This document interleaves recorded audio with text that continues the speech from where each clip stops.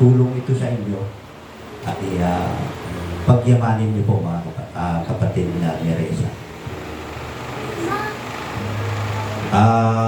Ito po yung isang ito tawag, kalahating 25 kilos na bigas at ito yung mga groceries items.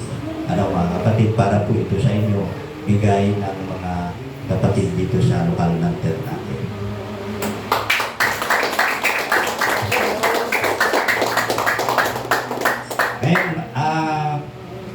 Ngayon, dito ako, malilipat ako. Nahiya ako, nakikita ito. Sis, ilang taon na po kayo sa iglesia?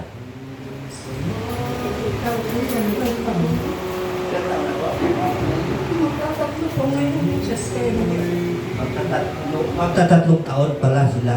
Sabay po kayo mag-asawa? Sabay silang mag-asawa na na-anim. Ngayon, sa ngayon, ano po yung kabuhayan ninyo na mag-asawa? Nagpapanday po siya, tapos ako po nagkagawa lang po ng barbecue steak. Ibig sabihin, wala po kayong permanente na pinagkakakitaan. So, kapatid, sana ito yung mga pinagtutulong-tulungan ng kapatid na ibigay sa inyo ay sana makatulong po sa inyo. Anong masasabi mo ngayon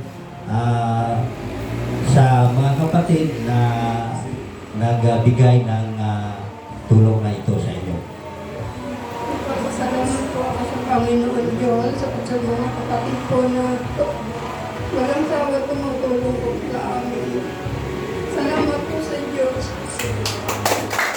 Salamat po sa Diyos, sa mga kapatid na nagtulong-tulong para mabuo ito at maiaward natin sa napili nating kapatid na mabigyan sa ating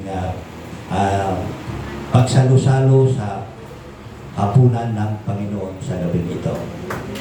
Mga kapatid, salamat po sa Diyos at sana kung nandito si Brad Pulo, pero okay lang, nandito naman si Sis. Picture po tayo. Halika.